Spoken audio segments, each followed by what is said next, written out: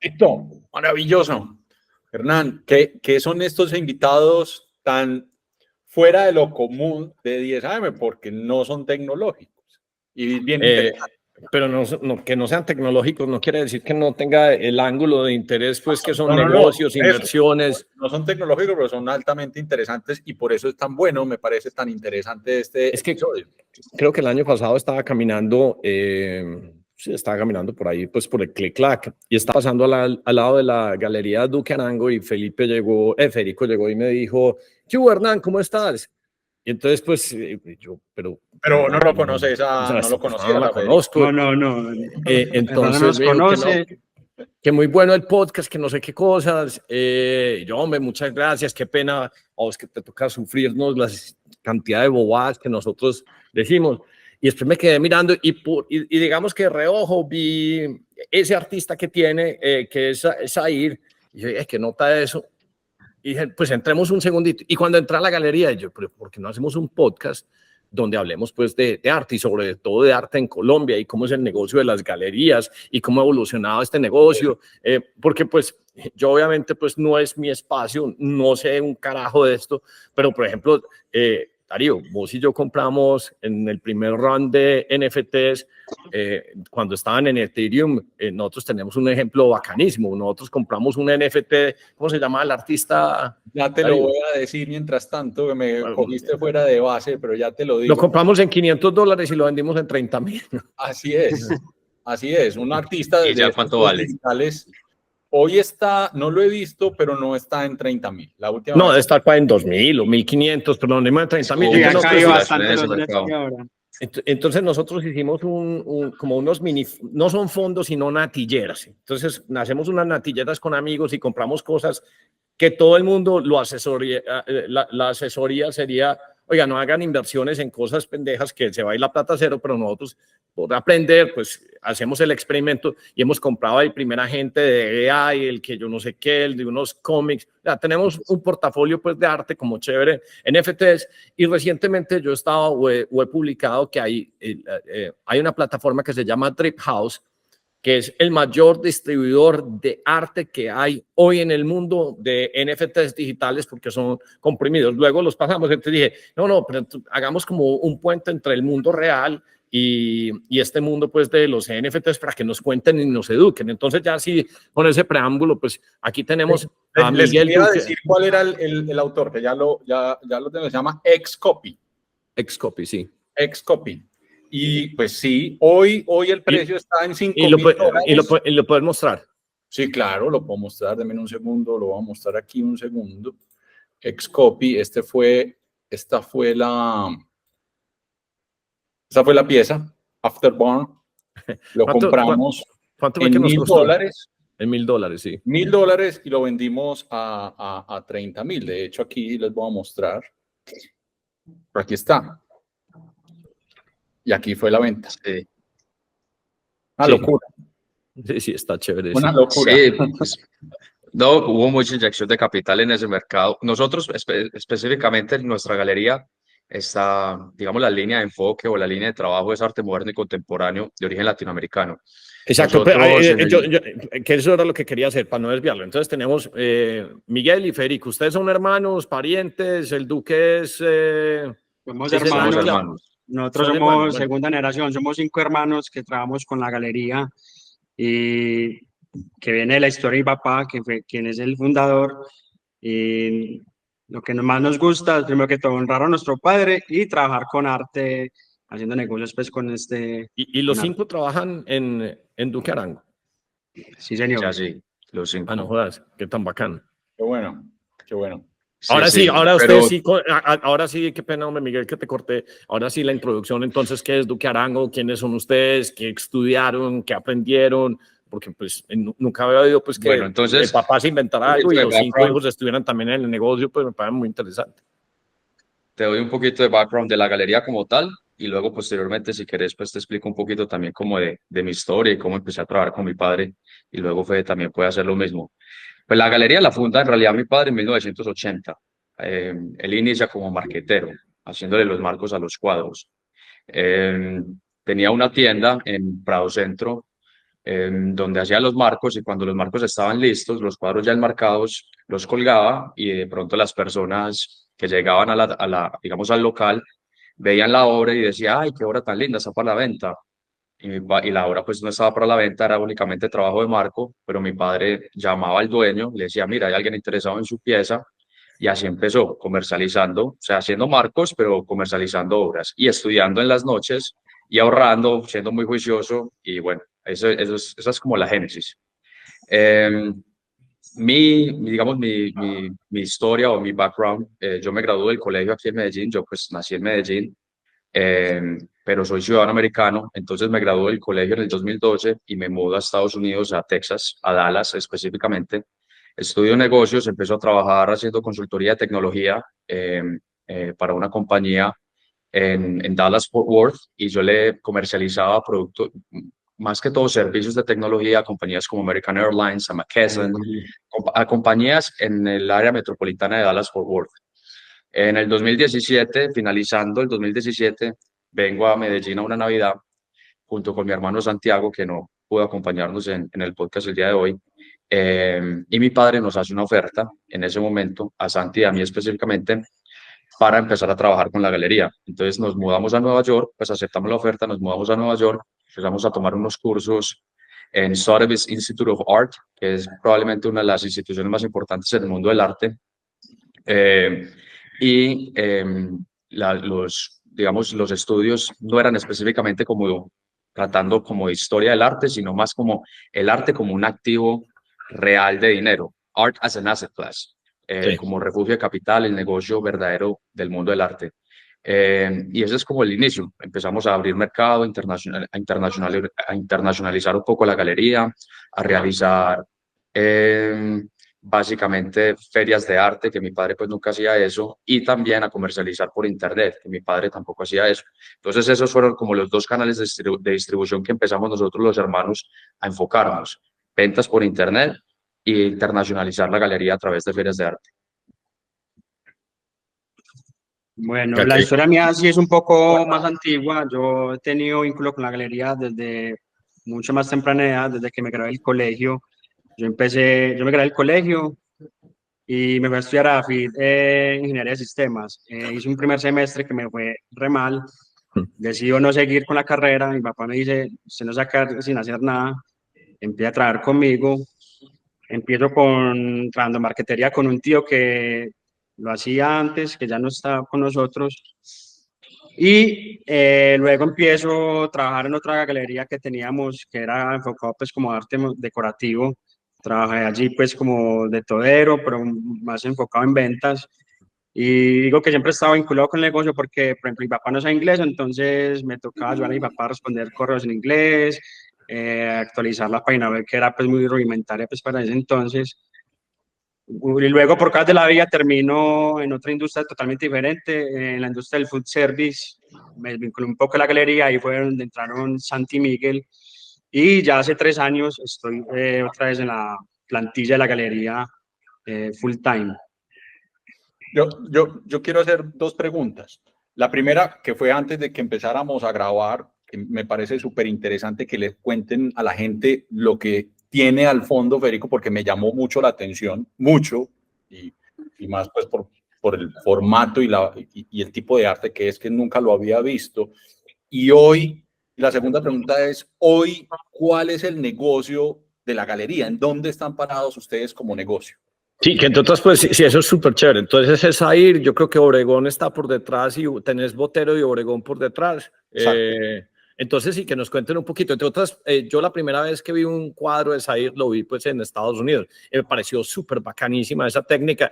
Y cuando llego a la galería y veo que tienen todo ese mural izquierdo, yo no, esto está súper bacán. Entonces, enfoquémonos en la descripción que estaba haciendo Miguel un poquito al principio, que cuál es el core de la galería, o sea, artistas latinoamericanos, o sea, bajo qué criterios lo seleccionan, cómo saben si un artista tiene potencial, y luego también esa transición, porque es que el negocio de arte pues es un negocio más de curaduría que cualquier otra cosa, y se necesita como una especie de conocimiento muy específico que digamos que aunque existan casas como Sotheby's, pues que uno podría ir y estudiar, pues es un patrón más que tiene que ver como con el gusto, la historia, el conocimiento, donde uno empieza, digamos que a crear como esos modelos mentales. Pero también me da muchísima curiosidad que pues que el papá hubiera inventado la galería, pero estos ya dicen, no, hombre, es que tenemos que estar en Instagram, es que tenemos que estar en redes sociales, es que tenemos que estar presentando, accionando en diferentes mecanismos, pues que es realmente lo que les da la distribución.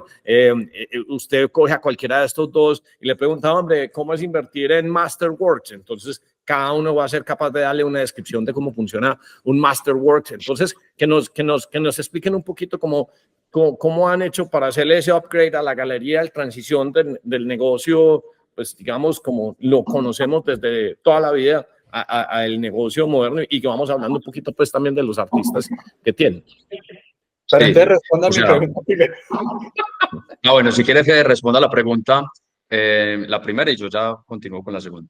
Bueno, la obra que tengo a mis espaldas es una obra de un artista que nosotros representamos en calidad de exclusividad, que se llama Zair García. Es un artista, nació en Barranca Bermeja en 1975 y desde hace, creo que el 2019 es exclusivo de la galería. Y lo que él nos cuenta es que desde que él entró a esta galería, esta es como la pared principal de la galería. Es una nota. ¿En Y qué él está decía, hecho eso? ¿En qué está hecho eso? y él decía que se soñaba pues intervenir en toda esta pared. Esto es un óleo sobre acero inoxidable. En esta obra la conforman 17 paneles de 2 metros 30 de alto por 1,10 de ancho, que juntos son 19 metros. De esos 17 paneles, de esos 19 metros, salen 4 obras, perdón, 4 polípticos de 4 paneles cada uno. Es precioso, Y lo Sí, que decía súper Miguel bacán. ahorita, precioso. para llegar a esta obra, él tiene que pintar capa sobre capa. Primero que todo, para que el óleo adhiera al acero. Y segundo, para traer, pues como para sacar la luz que ustedes ven pues, de los colores, la composición, todo. Básicamente el Perdón mi fondo que ustedes ignorancia, ven buenos ahí es días. un... Perdón. ¿Esa obra está en venta? Sí. Sí, Ok. Ok. Y cada cuadrito vale como $30,000 cada uno más o menos. A Bueno, sí. Pues no se vende individual, ¿o sí? No. cada Ahí políptico, que se son vende. 4 paneles, vale Mínimo 4 paneles. $67,000. Así Mínimo como. 4 paneles te tienes que Sí. llevar. Está Sí. increíble. ¿Y qué quiere decir es un artista exclusivo? O sea, esto es típico solo de la galería de ustedes, como para que nos vamos educando en el mundo pues Sí. de cómo funciona una galería y la mecánica. Entonces, ¿Qué eso quiere en decir realidad, exclusivo? en realidad se usaba mucho en Nueva York en la década de los 60 y de los 70, las exclusividades con los artistas. Hoy en día no es tan común. Nosotros sí lo hacemos porque es una forma de básicamente controlar verdaderamente el mercado. Exclusividad significa que si tú quieres una obra de Zair García en el mercado primario, es decir, directamente de la galería, va a ser, nosotros somos los únicos que podemos tener esas obras. Nosotros le damos una mensualidad a Zair, le compramos el 100% de las obras que él produce y vamos comercializándolas. Entonces, desde el 2019, Zair recibe una mensualidad y nosotros somos los dueños del 100% de su obra. O Qué sea, que curioso ustedes eso, son porque es muy similar al experimento inicial de Nifty Gateway de la compra del arte que hicimos. Ese es el concepto es muy similar. o sea, El mercado exacto. y Cuando sale de ahí. cuando venden el carro nuevo, por así decirlo, siempre sale primero por la galería de ustedes. Ya que sean las correcto. reventas, ya eso no lo Es controlan correcto. ustedes. Yo te Que ahí vendo a es- ti, Hernán, una obra de Zair y entonces tú la compraste en X cantidad y luego dices, ve, me están ofreciendo tanto, entonces la voy a vender. Bueno, eso es mercado secundario. Eso ya que tú lo compraste hace unos años, 5 o 10 años, la obra, digamos, se valorizó y tú decides venderla, pero eso ya yo no tengo nada que ver ahí porque tú me la compraste hace 10 años, cerramos un negocio, ya tú eres el dueño, la vendes, puedes generar tu utilidad o lo que sea, pero ya no es una obra directamente, ya no es el mercado primario, ya no es de la galería ni directamente del estudio del artista. Y ya Y pertenece a otra Hernán y modalidad ya es que Hernán puede hacer lo que quiera con ella. es correcto, pero por ejemplo, digamos, en diciembre del 2022 estábamos participando en una feria en Miami durante Art Basel, Miami, y una galería de Francia, teníamos obra de Zaire y una galería de París se enamoró de la obra de Zaire y le quiso hacer una exposición. Entonces, si no hubiéramos tenido digamos, de pronto exclusividad con el artista, la galería es posible que contacte el estudio directamente, porque es una galería importante que tiene un recorrido, que tiene un estatus, que tiene un nombre, y hoy empezarían a trabajar directamente. Es una posibilidad, pero como tenemos exclusividad, entonces la galería tiene que ir a través de nosotros. Nosotros generamos, digamos, un markup o un porcentaje de esa intermediación, y ya la galería en París pues comercializa las obras directamente, pero a través de nosotros. Sigue siendo mercado primario, pero todo a través de la Galería de Bucaramanga. Pero ahí es donde se pone interesante, por ejemplo, la tecnología de los NFTs, porque Zahir siempre va a recibir, digamos que su cheque pues de Duque Arango. Pero cuando usted tiene el mundo de los NFTs, entonces él llega y la compra, pues la obra la compra, digamos que en la galería, entonces X monto. Pero si se hacen 3, 4, 5, 6, 7 ventas posteriores, cada vez que se venda, él va a recibir el 5% del royalty. Y ahí es donde, cuando usted entiende esos conceptos, usted automáticamente le cambia la dinámica de pensamiento de entender si hay tecnologías útiles o no, o hay tecnologías útiles. Y lo mismo pasa también, por ejemplo, con la música. Entonces, ahí la única vez que recibe un cheque es una sola instancia. Pero él lo pudo haber vendido en, no sé, en 60,000. Pero ¿quién dice que en los próximos 4 o 5 años no va a costar $5 millones? Entonces, $5 millones él podría recibir $250,000. O sea, 10 veces más que lo recibió por la primera vez. Entonces, ahí es donde uno empieza a ver ciertos componentes tecnológicos que son bastante interesantes. Usualmente, entonces, ¿ustedes cómo hacen para llegar y fijar el precio? O sea, ¿cómo hicieron ustedes para determinar el precio? Entonces, Zahir terminó su obra. Perdona, ¿cómo es que se llama esta obra completa? Pues para ponerle un nombre. Esta es de una serie que se llama Magdalena, que bueno, lo que tú ves al fondo es un pueblo que se llama la Nueva Venecia, al norte del río Magdalena, lindando como con Santa Marta, entre Barranquilla y Santa Marta. Es un pueblo de 4.000 habitantes que todos viven en el agua. O sea, las casas son en el agua y viven mayormente de la pesca, pero en condiciones un poco difíciles. Y allá, en ese sector, hay una problemática de minería ilegal. Entonces, por la minería ilegal, digamos, la tierra es un poco costosa, las personas han sido desplazadas y les ha tocado también vivir en el agua. Entonces, esa es una de las razones por la cual Zahir utiliza el acero como una simbología con la minería ilegal y lo que está ocurriendo pues en ese sector. Pero sí, se llama la Nueva Venecia. Eso que tú ves al fondo es la Nueva Venecia, en el norte de Colombia. Y entonces, ¿ustedes cómo hacen para sentarse entonces con Zahir y llegar y definir, bueno, esta obra vale X? O sea, ¿qué patrón, qué precio de referencia? Los precios ¿Cómo se fija un precio entre la galería y el artista? Voy a reversar un poquito, voy hacia atrás. Entonces, la galería se enfoca en arte moderno y contemporáneo de origen latinoamericano. Mayormente grandes maestros. La galería siempre se ha caracterizado por trabajar los grandes maestros de Latinoamérica, lo que es Botero, Alejandro Obregón, Olga de Amaral, Osvaldo Guayasamín, Carlos Cruz Díez, Jesús Rafael Soto, las personas más importantes en el mundo del arte moderno latinoamericano. Pero también trabajamos el arte contemporáneo, que es decir, propuestas más, digamos, no de artistas emergentes, porque no trabajamos el arte emergente, pero sí artistas con mediana carrera, artistas más jóvenes. En el caso de Zahir, es un hombre que ya está llegando a los 50 años, eso en el mundo del arte es joven, él es joven en el mundo del arte. Pero Zahir es un tipo que tiene ya prácticamente 2 décadas y media de carrera artística como profesional, viviendo del arte. 2 décadas y media es ya un recorrido importante. Está en la colección del Banco de la República, en la colección del Museo de Arte Moderno de Bogotá, está en la colección de Luciano Benetton, el diseñador italiano visionario, de Cher, la cantante californiana. O sea, está en colecciones importantes, la colección del dueño de whisky, Jack Daniels. O sea, está en colecciones importantes, ha hecho exposiciones importantes en galería a través de esas 2 décadas, está en colecciones institucionales. Entonces nosotros empezamos a mirar un tipo como Zahir García y decimos, bueno, este hombre ya tiene un recorrido, tiene una historia, tiene una hoja de vida. Ahora, en cuanto al precio, los precios los dictamina el mercado, la oferta y la demanda. Entonces, Zahir cuando inició su carrera probablemente vendía obras a $1 millón, $2 millones. A medida que la demanda por la obra va subiendo, porque entra en buenas colecciones, porque hace buenas exposiciones en galerías, en instituciones, pues esa demanda empieza a subir. Al subir la demanda, como la oferta es limitada, porque Zahir es un hombre que pues su producción artística es muy detallada, se demora produciendo las obras, entonces empiezan a subir de su valor como obra de arte, o sea, sus precios. A él le toca subir los precios porque básicamente la demanda es muy alta y el mercado está demandando mucho la obra, entonces las personas están dispuestas a pagar un poco más por esas obras.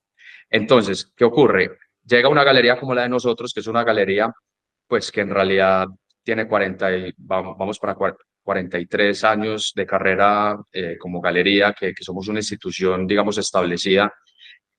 Cerramos un contrato con Zaire y lo que le proponemos es, vamos a internacionalizar un poco la obra, vamos a internacionalizarla más. Te vamos a llevar a ferias de arte en México, te vamos a llevar a ferias de arte en Estados Unidos, vamos a abrir canales nosotros, por ejemplo, acabamos de llegar de una exposición, de hacer una feria en Abu Dhabi, en el Medio Oriente, acabamos de cerrar una exposición con otro artista en Singapur. Entonces, en realidad, las ventas de la galería solamente como un 40% son en Colombia, el 60% aproximadamente son en el exterior. Ese trabajo de internacionalización del artista me permite primero que la obra empiece a ser demandada en diferentes mercados por diferentes canales de distribución. Al ser demandada más internacionalmente, lo que hace es que la obra se dolariza, porque yo ya no puedo cobrar pesos en Singapur ni en Estados Unidos. Yo tengo que cobrar dólares, que es una moneda más internacional, pues que es la moneda más internacionalizada y más transaccional en el mundo. La obra se empieza a dolarizar y esa demanda en el exterior me ayuda a jalonar también un poco los precios, porque en el exterior están dispuestos a pagar más por las obras de arte que en Colombia. Entonces ahí es cuando se vuelve, por ejemplo, interesante ese mercado. Cuando tú no dependes tanto del mercado de Colombia o el artista empieza a generar una demanda más afuera, internacionalmente, que en Colombia específicamente. Entonces, Así es como se mide verdaderamente, digamos, las obras de arte en el mercado, el precio, es por la oferta y la demanda. Y a entonces medida ustedes que son entran unos mejores agentes, colecciones, sí, son unos agentes creadores de demanda pues para el artista y entonces lo hacen vía múltiples mecanismos pues y digamos que con esta nueva generación, porque es que ya son 5 versus antes el papá, obviamente la generación de demanda y vos hablas inglés perfecto y estás pues con unas bases en otras dimensiones, o sea, ¿qué tanta demanda creen ustedes que han generado desde que ustedes tomaron el negocio versus lo que era, digamos, que el papá cuando estaba solo? desde que nosotros entramos al negocio en el 2018, hemos cuadruplicado los ingresos de la galería. Simplemente porque han aprendido a crear más demanda. ¿Y cuáles han sido las fórmulas? Pues ya más o menos las describiste, pero yo quisiera desde un punto de vista táctico, ¿cómo han ayudado a que la agencia tenga más demanda para, pues que la agencia no, la galería tenga más demanda para todos sus artistas? Pues, o sea, ¿es esto simplemente ir a más? Sí.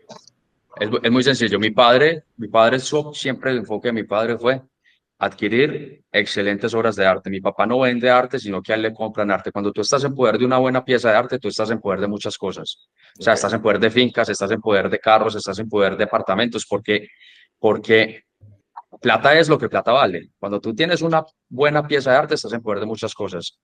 Y lograr adquirir buenas obras de arte, el coleccionista te va a encontrar, te va a llegar donde quiera que tú estés si tú tienes la pieza de arte, digamos, indicada que él quiere. Mi padre era una persona, digamos, más reservada, más tímida. Acuérdate que él inició en 1980, esta galería específicamente se inauguró en 1987. Medellín era una ciudad complicada en esa época. Esta galería, si, bueno, tú caminaste afuera de la galería, esa galería se diseñó para que de afuera nadie supiera lo que pasaba adentro. Todo se trabajaba de una manera muy privada, muy secreta, casi muy, o sea, la persona que entra acá sabe qué es lo que viene a buscar. Y ahora, adelante. Yo tengo una pregunta, Miguel, y es que tú nos diste un poquito de tu background y Federico también, pero ¿qué tiene que tener, qué tiene que estudiar y aprender una persona para que tenga el buen ojo, por llamarlo de alguna manera, en el arte? O sea, ¿cómo se define esa calidad de ese artista y cómo define una galería? ¿O cómo lo hacía el papá? Pues, ¿qué era lo que veía el papá? Pues, Sí, ¿cuál es ese? ¿Cuál es ese Mi papá específicamente, pues él estudió negocios, él no estudió nada que ver con el mundo del arte, pero siempre fue muy inquieto, siempre le encantó el arte, siempre investigaba, siempre estaba yendo a museos, siempre estaba leyendo libros, siempre de un repertorio de artistas que eran los más importantes en esa época, siempre los estuve investigando. Y cuando tú ves obra todos los días, Cuando te estás viendo cuadros todos los días, de pronto en una semana o en 6 meses no pasa mucho, pero cuando te estás viendo ahora todos los días, 8 horas al día, durante años, tú empiezas a identificar de cada artista. O sea, yo ya veo un botero y yo sé si es un botero común y corriente, que igual vale mucho dinero, o si es un botero muy especial. Porque cuando tú empiezas a identificar las obras de arte, las estás viendo todos los días, uno empieza a ver la complejidad de la composición, qué tan común es esa paleta de color. Cada artista va a ser diferente, el formato. Hay composiciones que son más simples y composiciones más complejas. Reemplazar un cuadro con una composición más compleja es más difícil porque le tomó al artista más tiempo, más dificultad. El problema de resolver la obra de arte al artista le costó más, porque un cuadro es un problema. Terminar un cuadro es un problema desde la parte creativa. Cuando el artista está resolviendo ese problema, dependiendo de qué tan compleja fue la composición, es más difícil hacerlo y es más difícil encontrar en el mercado obras de ese estilo. Por ejemplo, ahorita el maestro Botero se acaba de vender una obra en $5.3 millones, pero era una obra súper especial. Eran unos músicos, tenían 9 personajes, la paleta de color era hermosa, era un cuadro muy elegante, de una temática muy internacional, con una composición difícil. Era un cuadro especial. Un cuadro de esos es demasiado difícil reemplazar. El que lo vendió por 5.300.000, probablemente así con ese dinero no lo reemplace. Si quiere otros músicos no lo va a poder reemplazar porque esos músicos habrán 10 de ese formato y por ejemplo, uno está en el Museo Metropolitano, otro está en una colección súper importante en Texas. Pues o sea, ya son cuadros que están a niveles demasiado rankeados donde reemplazarlos es muy difícil. Ahora, si tú estás viendo cuadros y obras de arte constantemente, todos los días, de cada artista, porque nosotros tenemos en realidad pocos artistas en los cuales estamos verdaderamente enfocados, pues vamos a aprender y a identificar cuáles son las obras más especiales versus otras que son más comunes. ¿Sí me Digamos que entiendes? para uno estar en esta industria no necesita ser ni historiador de arte, ni necesita ser curador ni nada, sino tener la inquietud. Nosotros, por ejemplo, hemos aprendido de la experiencia de mi papá, hemos sido, digamos, autodidactas, estamos visitando museos, siempre que visitamos una ciudad, el primer destino es el museo, el principal museo de esa ciudad. Hemos visitado galerías, hemos visitado ferias internacionales de arte, hemos visitado los talleres de los artistas. Entonces esa inquietud es lo que le genera a uno el conocimiento y pues obviamente el interés que uno debe tener para esto. ¿Viste? Y en Medellín, pues desde el aspecto local, y luego vamos a irnos a preguntas específicas, hombre, como cuál es el cuadro más caro que han vendido, pero sí he notado una cosa muy chévere que ha pasado recientemente, y es que en los últimos 3, 4 años le empiezan uno a compartir un montón como de artistas locales. O sea, en Medellín en 1980 a mí me parecía muy berraco pues vender arte, pues o sea, ustedes arrancaron en esa época y digamos pues que en esa época solo había, digamos que ciertos tipos de compradores. Y entonces vender arte en Medellín, pues que la gente en Medellín que prefiere comprarse un carro nuevo, un caballo, pero digamos que no existía ese, no estoy diciendo que seamos ignorantes desde el punto de vista pues en reconocer el arte, sino que no tenemos como esa facilidad para apreciar digamos que todo ese desarrollo artístico, pero sí ha pasado un fenómeno, y yo no sé si tiene que ver con la música urbana, pero en los últimos 5 años uno sí ve, o 5 o 10 años uno podría decir, que hay un enfoque de personas más concentradas en desarrollar y crear arte. Y usted se va, ¿cómo es que se llama esta iglesia, hombre? La que queda por donde eran todos los talleres, Perpetuo Socorro, y ya hay un montón de gente desarrollando arte y esculturas y pintando, y entonces hay una variedad y hay como una explosión, un boom. Eso se debe a una razón específica, que uno diga, oh, es que Medellín ya sí se está convirtiendo en una plaza artística, y si uno se puede a comparar pues generación o creación de arte, pues ¿cuál es la ciudad donde más arte se hace en Colombia, o hay alguna otra capital de Latinoamérica que nos compita en eso? Pues obviamente México pues es de otra dimensión, pero ¿qué es lo que está pasando? Sí, ¿qué es lo que está pasando? Pues que uno puede decir, hombre, ya sí tiene mucho más sentido y deberían existir más galerías de arte. O sea, en vez de tener tantos... Esa tendencia no es solo local, sino que es global. Cada vez hay más interés en el arte, cada vez hay gente que quiere coleccionar, gente que quiere comprar obras de arte, gente que quiere decorar sus espacios, sus oficinas. Hay gente haciendo más arte. Cada vez hay, digamos, más artistas, pero también hay menos calidad. Entonces es también una gran tarea del coleccionista hoy en día, investigar más, educarse más, afinar más el ojo, porque cada vez hay mucha más basura. O sea, de todos los artistas, el 90% es basura, por decirlo de alguna forma.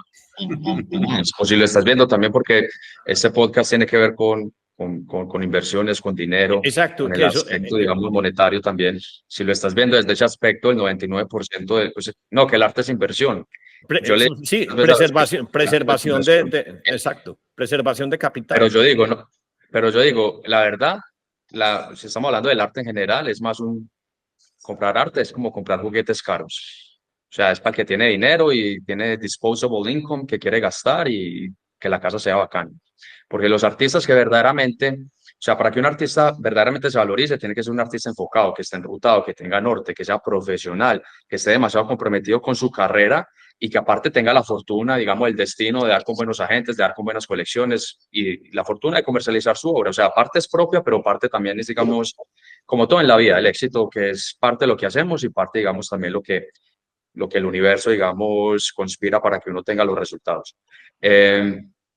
Pero, digamos, los artistas que son verdaderos refugios de capital, que sirve para store wealth en el tiempo, son pocos, en realidad son pocos.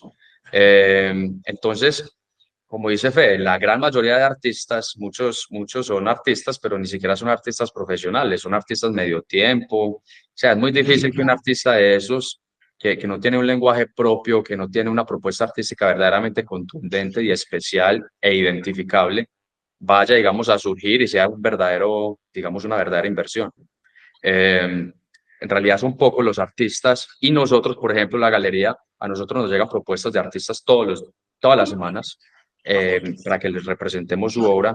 Y la verdad es que nosotros vemos cada artista que nosotros trabajamos como si fuera, digamos, una acción en una compañía. O sea, cada artista, son pocos, nosotros no trabajamos más de 30 artistas, pero cada artista nosotros vamos identificando ciertas métricas, cuántas obras pueden haber en el mercado, cómo está la comercialización de las obras, qué exposiciones, qué factores, qué está pasando en el mercado de este artista, qué exposiciones se están realizando, a qué ferias se están llevando, o nosotros mismos como agentes, a dónde los estamos exponiendo, qué canales de distribución estamos utilizando para mostrar esas obras y cuál es, digamos, la recepción que estamos teniendo del mercado en cuanto a las obras de este artista. Entonces nosotros constantemente estamos midiendo ciertas métricas y decimos, en este artista podemos tener $100,000 invertidos, pero en este artista podemos tener millones.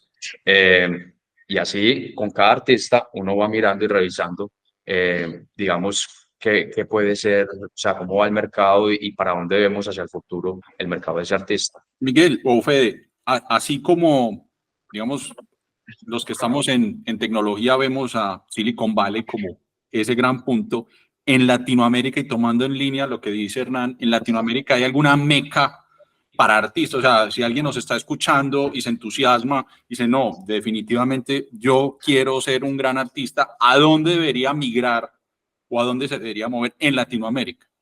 ¿Cuál sería el punto más importante para hoy por hoy, digamos, la batuta la lleva Ciudad de México. Okay. Sí. Pero es que es un mercado enorme. Pues México es nuestro segundo mejor mercado. Pues te lo pongo así. El primero es Estados Unidos, el segundo es México, después otros países en Europa. Pero Ciudad de México es enorme. Es que es casi la mitad de la población de Colombia. Y allá, o sea, competir con México es simplemente, digamos, complejo. Yo le creo mucho a Medellín. Nosotros estuvimos considerando abrir otra sede en Nueva York o en Miami y al final decidimos comprar una tierra muy importante en el cruce del aeropuerto con Llano Grande, en la vía aeropuerto Llano Grande, en el cruce con el Tablazo. Y allá pensamos hacer una galería, en realidad un distrito de arte, porque le creemos mucho a Medellín y nosotros creemos que Medellín se puede convertir en un destino artístico ¿Qué quiere decir ¿qué quiere decir distrito de arte? O sea, ¿eso tiene beneficios fiscales? Buena pregunta. Más que beneficios fiscales, nosotros queremos que haya vayan entidades artísticas de diferentes industrias. Es decir, nosotros con las artes plásticas, pero pero queremos que hayan, digamos, desde el diseño de prendas textiles, la misma industria musical que esté envuelta. Por ejemplo, la joyería Intercontinental también digamos, se unió a la idea porque Rolex les está demandando un proyecto más museográfico, más, digamos, un espacio más tipo museo y no tanto centro comercial donde sea el comercio de los relojes, porque los relojes de ellos se están convirtiendo como en piezas artísticas, entonces necesitan algo más experimental. Rolex les está demandando eso, entonces la joyería Intercontinental quiere, o se está imaginando algo donde el consumidor, el cliente pueda llegar y experimentar esas timepieces, esas piezas de relojería. Entonces la relojería, la joyería funciona muy bien, pues o sea, son piezas de arte también, funciona muy bien con esa visión. Entonces cuando nosotros logremos unir todos esos agentes de diferentes industrias artísticas, todos involucrados con el tema del arte, yo creo que Medellín se puede convertir, o sea, es que ya Medellín lo tiene todo para convertirse en eso porque ya lo conoce el mundo, o sea, ya está de moda, ya el turismo está disparado. Y si enrutamos a las personas, un buen turista, si tú tienes unas buenas piezas de arte, el turista te llega donde sea que estés. O sea, si estás mostrando buen arte, a ti te llega turismo. Por ejemplo, uno de los grandes, digamos, catalizadores en el mercado de Miami fue cuando se creó el Miami Design District. Ese fue un gran catalizador para el comercio de Miami. Nosotros contratamos a SB Architects, que son los que diseñaron el Miami Design District, para diseñarnos este proyecto arriba en el Alto. Y básicamente lo que estamos buscando es un destino especial en Latinoamérica que sea una obra contundente, porque a Medellín le falta una obra contundente. Tú vas a París y ves la Torre Eiffel, vas a Estados Unidos, ves el Empire State, a Nueva York, perdón, el Empire State o la Estatua de la Libertad. Tú necesitas una gran obra. Aquí la gran obra es la Piedra del Peñol. O sea, aquí no hay una gran obra, digamos, que el turista pueda llegar y visitar y experimentar. Entonces, yo creo que Medellín tiene mucho potencial, pero hoy por hoy Ciudad de México se lleva. Pero sabes que eso, mi instinto, yo siempre he sido de un pensamiento contraintuitivo cuando la gente llega y dice Medellín, Silicon Valley. Yo sencillamente no creo que podemos ser Silicon Valley cuando no tenemos un fondo matemático, y yo lo simplifico, y si tuviéramos fondo matemático, entonces Colombia tendría reactores nucleares, entonces no se puede hacer, pero sí tenemos un gran potencial artístico simplemente porque sabemos hablar. Sabemos improvisar. Entonces, cuando uno sabe hablar, improvisar, cantar, entonces eso connota, digamos, que una fase. Si usted fuera a meter el cerebro en un escáner de estos de MRI y usted le dice a la gente cante, piense o tire código, les aseguro que el cerebro está mucho más iluminado en este campo. Entonces, mi instinto me dice que una apuesta más grande, de más retorno, sería apostar por el mundo del arte y entiéndase arte no solo cuadros, esculturas, sino lo que decías, textiles, tejidos, orfebrería, música musical. Vamos ganando, vamos liderando. Sí, es que uno de agarrar esa lista de Spotify y uno decir, puede que le guste o no le guste el reggaetón, pero dice, pero entonces, ¿qué es lo que hay en el agua de este valle que tenemos como tanto artista? Ya para ir como cuantificando, y me gusta mucho lo de ese distrito, pues, artístico, porque esa sería una de las respuestas que uno debería hacer a gran escala, además que le cambiaría la vibra, pues, a la ciudad de una forma, cuando usted dice, no, es que todo el mundo, pues, es artista, y entonces usted los ve caminando y dice, no, es que este fijo tiene un estudio de arte, y sería un potencial de unos retornos, y entonces hablemos de retornos. Ustedes me dicen las cifras que sí se pueden hablar o decir, pero, por ejemplo, ¿cuánto arte vendieron ustedes en el 2023? La galería. Pero yo no creo que sea.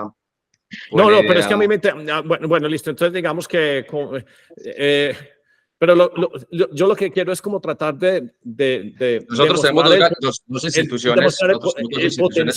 El potencial, pues, de que existe cuando uno se concentra en ciertas vertientes. Bueno, nosotros tenemos una corporación en Estados Unidos y otra aquí en Colombia. Asociado de nosotros. Él compra mucho arte, sí, también. ¿Por qué están comprando estas personas ese arte? ¿Qué es lo que están viendo? aparte del gusto, es que Pues número uno les valorización en gusta, el tiempo. No, hay o sea, hay número muchas uno les razones gusta, por la que la gente número compra uno les arte. gusta. Número uno les gusta, o sea, están inclinados, les llama la atención el mundo del arte y entienden que hay un aspecto también, digamos, financiero, donde no lo ven necesariamente como un gasto, sino que tienen ahí un capital refugiado y que tiene valor. Entonces, puede que se valorice o puede que se quede ahí, pero tiene valor. Por ejemplo, en el caso de Botero lo ven, ¿qué es lo que tiene, digamos, por ejemplo, en el caso de Botero específicamente? Botero es un artista que es completamente globalizado, es completamente global. Entonces, primero, transacciona en dólares, tiene mercado global, entonces si la economía de Colombia no está funcionando, no importa. Pues yo estoy cerrando, digamos, un negocio ahorita en California y un negocio, pues, de un botero en California y de un botero en Nueva York. Yo estoy en Colombia y estoy cerrando un negocio allá. Yo he comprado boteros en Hawái, en Italia, en Alemania y estoy en Colombia. O sea, me permite transaccionar en otros mercados porque tiene demanda en otros mercados. La transacción en el mundo del arte es una transacción relativamente sencilla, no es como la de la propiedad raíz, por ejemplo, o los vehículos que tú transaccionas y tienes que pagar escrituración y este tipo de términos complejos, de temas que lo hacen un poco más complejos porque tienes que ir a notaría y todo. En el mundo del arte no, es tú transaccionas, pagas y se te transfiere el título y listo. Es un activo, por ejemplo, que como es movible, entonces tú no dependes, o sea, te lo puedes, si algo ocurre en la economía, digamos, actual en donde tú vives, tú te puedes llevar las obras porque es un activo movible y las obras de arte no pagan, en Colombia no pagan impuesto de salida al exportarse. Pues, no Sí, pagan. están diciendo, están mencionando un montón de cosas que me están generando un montón de preguntas. Y esa era una específica. O sea, pues uno, no sé, llama a Servientrega o coordinadora, le empacan a uno el cuadro y el cuadro no paga, o el arte pues no paga impuesto a la salida. Es correcto, no paga exportación. También, por ejemplo, es un activo, el arte, pues funciona más como refugio de capital, pues de la manera como yo digo que se debe comprar arte es 10% más, 10% menos y guárdelo por 20 años, porque el arte no te va a dar renta, no te da renta, pero tampoco te da gasto. Tú tienes el cuadrito colgado, él se está luciendo, él te está haciendo quedar bien, pero no te está pidiendo prediales, no te está pidiendo administraciones, no te está pidiendo mayordomo que lo mantenga. El cuadrito, o sea, tú puedes, digamos, si yo te regalo ya un cuadro de $1.000.000 y tú no tienes un peso, el cuadro no te quiebra. Pero si yo te regalo una propiedad de $1.000.000 y tú no tienes un peso, a ti te toca malvender la propiedad y tratar de generar algo de caja para poder, digamos, recuperar y subsistir, porque nada más en prediales, en administración, en mayordomos, en empleadas, mantener una propiedad pues, cuesta. Entonces son como temas que cuando tú verdaderamente empiezas a probar y a identificar la industria, como que te queda gustando porque te añade demasiado valor, te permite conocer personas, te permite entrar en círculos sociales, bueno, diferentes temas que te añaden valor. Entonces, estas personas empiezan a entender todas esas cualidades y esas bondades que tiene el mundo del arte y empiezan Vos primero dijiste a que disfrutarlo, compraste, lo disfrutan y, vos dijiste que perdón. vos compraste un cuadro de Botero en Hawái. En el momento que compran o existe esa transacción entre las galerías o los compradores de arte, ustedes transmiten el precio de compra como para llegar y crear como, Darío, el equivalente a un floor price pues, del artista. O sea, ¿existe algún, digamos, que lugar donde esas transacciones tengan algún grado de visibilidad para uno llegar y decir, bueno, y uno lo diría o lo pregunto pues con la ventaja que sería, o sea, acabaste de comprar un Obregón, vendiste un Obregón o un Botero y pues cada vez que va subiendo el precio, pues entonces es de interés no solo del artista si está vivo, sino todos los tenedores del arte que van a decir, la obra está subiendo. ¿Eso existe alguna red interna donde se publique eso, donde uno la pueda conocer? No, Eso, actualmente no, todo es actualmente no, manualmático. pues porque generalmente los negocios en el mundo del arte son negocios muy privados. Por Sí. ejemplo, digamos, el cuadro de Hawái se le compró directamente pues a un coleccionista y es un negocio privado. Él no lo va a publicar y yo tampoco lo voy a publicar y digamos que concretamente la respuesta es hoy por hoy no, No hay Pero una... entre ustedes, los galeristas, pues de alguna forma, pues salen y se toman pues pues unos traguitos en, no sé, en Nueva York, en Miami, pues sí se van conversando los precios o no. Sí, sí, a mí me llama Ok. un colega y me dice, ve, me están ofreciendo este cuadro, me están pidiendo tanto, ¿qué opinas? Y yo digo, sí, perfecto, pues vendí la semana pasada en tanto, o me parece que está bien, pues Yo, sí, eso sí yo, ocurre. yo tomando el hilo de esa pregunta de Hernán, yo no sé si la vieron y si no la han visto, se la recomiendo, la película de Amazon que se llama El último Da Vinci. Y si no la han visto, se la sugiero que la vean. Y es que aparece de esas cosas así raras, aparece un Da Vinci que no estaba registrado. Y En New Jersey, sí. obviamente pues es un Da Vinci. ¿Han tenido alguna situación de esas en donde de eso que se fueron por algún lado, algún rincón y vieron algo como, hey, esto es de este artista y lo tomaron a Sí, muy buen precio y lo sí, vendieron? ¿Tuvieron alguna experiencia de esas? sí, eso pasa, y ha pasado, no es tan común como la gente cree ¿De, que de mucha qué gente, ay, vení, artista y en vamos a mi dónde? casa a ver yo qué tengo. Pero digamos, hace como 7 años, mi padre estaba en una finca incluso aquí en Antioquia y un amigo de él, de medios, de recursos, tenía un tapete tirado ahí como en una bodega. Y mi papá estaba viendo otras obras de Obregón y eso pues sí sabían quiénes eran los artistas, estaba negociando ciertas cosas para comprar y vio un tapete tirado, arrumado, y papá le dijo, ve, ¿y eso qué? No, eso es un tapete, no sé, pues no sabía el señor qué tenía. Era. Mi papá dijo, estirémoslo, revisémoslo. Y era un tapete de una artista, una maestra colombiana que tiene 91 años, nació en 1932, que se llama Olga de Amaral. Y esa señora se ha valorizado demasiado, pues hoy por hoy esa pieza puede ser una pieza de 400, 500 mil dólares. No. En los últimos 15 años los precios de esa señora se han cuadruplicado aproximadamente. Y en una ocasión también pasó Pero que entonces, hay un ¿finalmente tu artista muy papá compró importante. eso o no? Sí, sí lo compró, pero le dijo al cliente que era. Pues le dijo al ¿Qué dueño, era? ve, O esto sea, es me un Olga de imagino que Amaral, te por puedo ser pagar amigo tanto. conocido le dijo, hey, es esto. Exacto, te puedo pagar tanto. No, eso sí lo hacemos. Esto Ah, vale tanto. Obviamente pagamos, nosotros somos compradores transitorios, entonces pagamos un poquito por debajo del mercado. Pero se hizo el negocio y nos quedamos con la pieza y ya la pieza pues se vendió. Pero hace poco, por ejemplo, nos pasó el primer negocio que mi hermano Sandy y yo hicimos era que un museo en Nueva Jersey tenía una obra de un maestro colombiano que se llama Enrique Grau. Este artista, iniciando su carrera por allá, pues, o digamos en la década de los 70, en los 80, se comercializaron varias obras internacionalmente. Este museo compró la obra de él, pero el mercado del artista, digamos que es importante en Colombia. En el exterior no tiene casi demanda, este artista específicamente. Entonces tenían una obra, un óleo sobre lienzo de 1,40 m por 1 m aproximadamente. Era una pieza de más o menos de 100 a 150 mil dólares, dependiendo. Y la vimos dentro de las cosas que tenían para la venta, preguntamos el precio, me dijo, no, ¿cuánto nos ofrecen? Y le dijimos, no, pues, ¿cuánto vale? Y le pusieron un precio ahí, terminamos comprando la pieza en 18 mil dólares y a los 3 meses se vendió en 100 mil.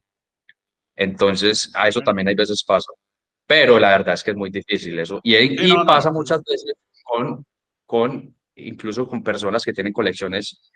O sea, la gente cree que uno comprándole a la persona que está apretada con dinero, hay veces consigue buenas oportunidades. La verdad es muy difícil. Muchas veces ocurre más afuera cuando son colecciones muy importantes y digamos las obras que a uno le interesan son como el sobradito, como las migajas, pues. O sea, por ejemplo, este museo es un museo importante. Enrique Grau ni sabía, pues, o sea, ellos mismos habían dejado de experimentar la obra de Grau por muchas décadas. Entonces, ya básicamente era como ven, cómpreme lo que quiera pagar, básicamente. Interesante. Vos estaban mencionando películas de arte, pues sí, esta no la había visto, pero yo creo que la mejor película que hay de arte se llama Mi obra maestra, que es una película argentina, además que es muy graciosa, pues es buenísima, pero digamos que el ángulo de la película, pues no es el spoiler, pues, pero simulan la muerte del artista Del artista. para que crezca el valor de la obra. Uno podría decir, después de que se murió Botero, cuántos X o qué porcentaje usualmente cuando es un buen artista es el múltiplo después que cuando muere. Y entre otras, una de las razones por la que esto pasa, pues es, si nos volvemos a mirar, por ejemplo, Bitcoin y todos estos, es por el elemento finito, pues cuando hay escasez, obviamente va a subir el precio. Pero ustedes han logrado, o en los años han podido identificar, este es el múltiplo, y entonces cuando alguien ya está llegando a los 70, 80, 90, ustedes empiezan a comprar todo lo que hay posible ahí, o tampoco son así como de digamos que... Eso no siempre pasa, eso no siempre pasa. ¿Que se mueran o qué? Y no, que se valoricen las obras. Eso solamente pasa con artistas verdaderamente, digamos, importantes. O es que las personas creen que un artista se muere y ya se valoriza. Y la verdad, para que un artista se siga valorizando, tiene que tener un estate, una entidad detrás, un grupo, básicamente, que siga trabajando. Entonces, por ejemplo, en el caso de Botero, digamos, el maestro falleció y yo me acuerdo que en la radio salió, no, inmediatamente el maestro falleció y ya las obras se valorizaron un 30%. No sé de dónde sale ese número, porque no es fácil determinarlo, porque hay obras que probablemente se han valorizado más y se han vendido por más, y hay otras que de pronto no se han valorizado, porque cada negocio en el mundo del arte es un negocio distinto, especialmente cuando estamos hablando de un mercado tan dinámico como el del maestro, pero adicionalmente donde es ya, digamos, un mercado secundario, es decir, de reventas, de coleccionistas que compraron en el pasado y ya están vendiendo. Pero en la matemática sí se podría aplicar. Si uno coge 10 importantes artistas que se han muerto en, no sé, en los últimos 50 años, uno sí puede llegar de algo, digamos que a ojo de buen cubero, uno llegaría a decir, el múltiplo es de tanto, o no, no solo la función es porque se murió, sino también pues porque, no sé, cuántas obras creó, mil obras, 500 obras, me supongo que tendría que ver como en función de esa Sí, se puede variable. ver, pero entonces, si tú estás escogiendo esos 10 artistas al azar y a dedo, pues vas a escoger posiblemente los artistas que más se han valorizado después de su muerte, entonces también estás como influenciando la estadística. Entonces no sé si sea completamente, porque hay otros artistas que básicamente fallecieron y cuando fallecieron no tenían, digamos, un buen legado, un buen estate, un buen equipo de trabajo conformado, no dejaron obra, murieron súbitamente, entonces no tenían obra para seguir haciendo exposiciones, para seguir su legado. Entonces la gente pudo, digamos, irlos olvidando lentamente porque no se siguió mostrando la obra de ellos. Entonces eso también puede ocurrir, pero entonces en tu estadística solamente estarías mostrando los 10 artistas que más se han valorizado después de su muerte, los múltiplos serían altísimos y sería una belleza el negocio, pero estamos básicamente siendo un poquito injustos con las personas que están recibiendo esa estadística porque no estamos contando la verdad completa. Sí, no todas las colecciones, o sea, no todas las obras por ser Botero se valorizan igual, ¿cierto? O sea, se valorizarán unas y otras perderán valor o valdrán menos o menos. No, yo no digo que pierda, yo creo que en realidad la obra del mercado del maestro Botero toda está al alza. A mí lo que me ha pasado es que se me han dañado negocios de compra. A nosotros en la galería específicamente, clientes que querían vender antes ya no quieren vender. Obras que yo, digamos, una técnica mixta, por ejemplo, óleo y acuarela sobre lienzo, que yo la podía comprar en 320 mil dólares, hoy es casi imposible porque todo el mundo te pide por encima más de 500.000. Entonces, eso sí pasa. Ahora, si le estamos mirando solamente a esos negocios específicos, yo te puedo dar un número, una estadística concreta porcentualmente. Pero si vemos el mercado completo, pues la verdad es que no tengo los datos del mercado completo porque, como te digo, los negocios son muy privados. Cada galería hace negocios privadamente, entonces uno no comprende. Lo que yo sí puedo ver es que los pedidos son mucho más altos. Se están cerrando negocios a precios que antes uno pensaba que era, digamos, impensable. Y yo, por ejemplo, estoy cerrando el negocio de Nueva York. Es un negocio de una obra de arte que está en esa misma colección desde hace rato y siempre han perdido el mismo valor. Y hace 5 años que yo la fuimos a revisar, el valor me parecía espeluznante. Y hoy ya me parece como muy buen precio. No, uy, hay que comprarla porque yo creo que está en precio. Fede se cambió. Y de una cita con un cliente que la quiere comprar. Fede cambió de background. ¿Qué artistas tenemos atrás? Es Alejandro Obregón, el mismo que tiene Miguel detrás. Bueno, y yo quería agregar que es que el mercado del arte es como un iceberg. O sea, solo lo que es público es como la punta y lo que es privado es lo que está abajo. Lo que conocemos o por los datos con los cuales se hacen estadísticas son con los datos públicos que son de las casas de subasta. Sí. Y como decía Miguel, conocer los datos de las ventas privadas es demasiado difícil porque no se reportan, muchos negocios se hacen en paraísos fiscales, se hacen en zonas francas, entonces es demasiado saber pues como los porcentajes o conocer tal cual como son. ¿Alguna recomendación, Miguel o Federico, para los que somos entusiastas del arte, pero no tenemos pues la capacidad para comprar una obra de $500,000, sino de a poquitico? ¿Por dónde podríamos empezar los que somos entusiastas? ¿Qué tipo de arte? ¿Qué tipo de artistas? No voy a hablar específicamente de un artista, pues como para no manchar a alguno que otro o dejarlo por fuera, sino qué tipo de arte o qué tipo de artistas.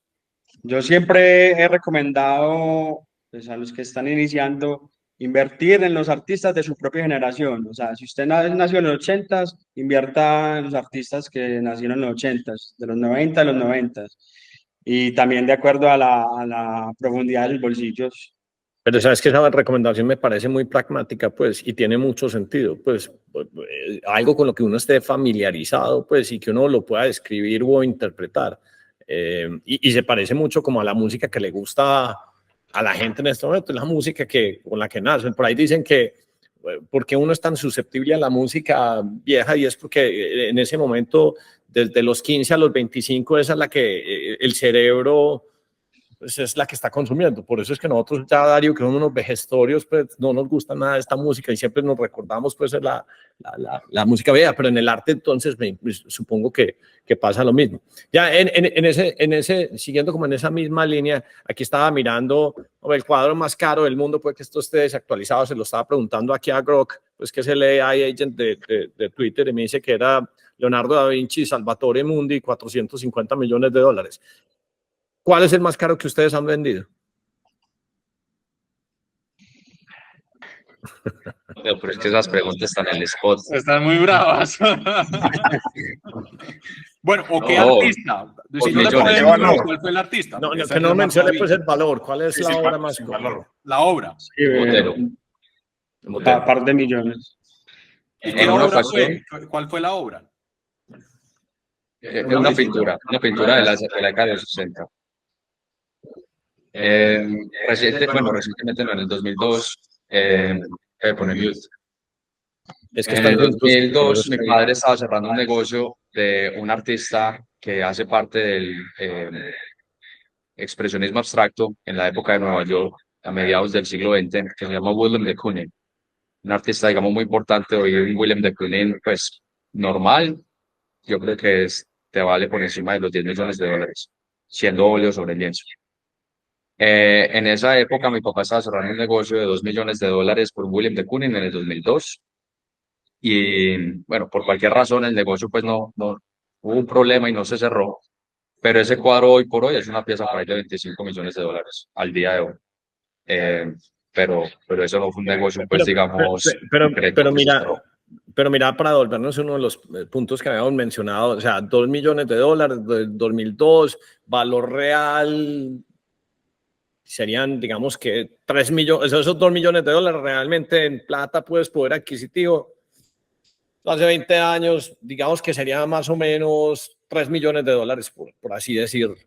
Pero lo otro también sí ha sido la apreciación, pues, o sea, si lo fuera a volver a vender o comprar, pues, los 20 o los 25, pues, entonces, no solo ayuda a preservar el capital, sino que hay una apreciación, pues, cuando le pega uno, pues, a la obra que es. Ustedes que llevan tanto en el mundo del arte, es que a mí se me van ocurriendo las preguntas. Federico me preguntaba, ay, ¿qué vas a preguntar? Yo, ¿qué carajos va a ver? Es que a uno se van ocurriendo dependiendo de la conversación. Pero una de las cosas que se me va ocurriendo, o sea, ¿cuál de todos ustedes es el experto para llegar y detectar o saber, hombre, una obra es una copia, es falsa, o eso en Colombia, porque el mercado es tan pequeño, eso no pasa mucho, o fijo sí, porque pues yo no sé si ustedes saben, pero por mucho tiempo el país que hacía los mejores billetes falsificados gringos, dólares, era Colombia. Nosotros hasta para eso somos artistas, pues. O esa escala Y los miró. simplemente... ahí los miró. Los miró. Ah, sí, los Aquí miró en también. la década de los 90 llegaron muchas obras de Joan Miró, muy buenas, excelentes. Y mi padre, pues, obviamente siempre verificaba con la fundación. Normalmente no es tan sencillo, por eso uno tiene que ir a una entidad que sepa para que ayude a contactar estas instituciones oficiales. Porque te llegan con certificados de galerías de Francia, de Nueva York, pero al final cada artista tiene una entidad específica que son los que avalan que la obra es o no es. Entonces empezaron a llegar, pues, obras de Miró muy buenas. Mi papá lo comunicaba con la fundación, no, salió falso. Después al año o a los 6 meses, otra pieza, muy bueno, no, falso. Y ya como a la tercera o cuarta vez respondieron, no, increíble, las mejores copias de Joan Miró están saliendo de Colombia, pero todas son, pues todas las que me has enviado, Sí, todas o son sea que falsas. tenemos unos Volvió a nacer en artistas, Colombia.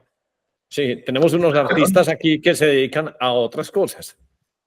Sí, y de Botero a nosotros nos llegan todas las semanas obras falsas. Así. Pues te muestro mi celular y eso es constante. Pero vos ya Generalmente sos capaz de el dólar identificarla, americano. sos capaz de identificarla mirándola Sí, y digamos que el 95% de las piezas falsas del maestro Botero, rápidamente, en 5 segundos, yo sé si son falsas o no. El 95%, porque la gran mayoría de copias son copias malas. Y todas las del dólar americano. Escuché yo que las personas que identifican, digamos, la autenticidad de los dólares americanos no los ponían a ver réplicas, los ponían a estudiar el original, de tal manera que cuando llegara una copia dijeran, ay, pucha, algo está mal, no me gusta, no sé qué es, pero no es el original, porque lo estudian también, que cuando llegan a algo que no es, de una saben. Entonces, en el caso del maestro Botero, la pincelada, las obras, el trabajo de perspectiva de la composición, la luz, son, pues, o sea, muchas, es como la gran mayoría, el 95%. Pues, cuando tú ves boteros todos los días, tú dices, no, aquí hay algo en la pincelada que no me gusta. Pero, Pero el perdón, otro, eso es un perdón, servicio que presta la galería, o sea, validación de arte. Llega la gente diciendo, necesito saber si esto es correcto o no, y ustedes obviamente hacen su trabajo y cobran por ello. sí, sí, pero tiene un costo. Es Claro, correcto, claro, dependiendo de claro. la obra, dependiendo del artista, tiene un costo, pero sí.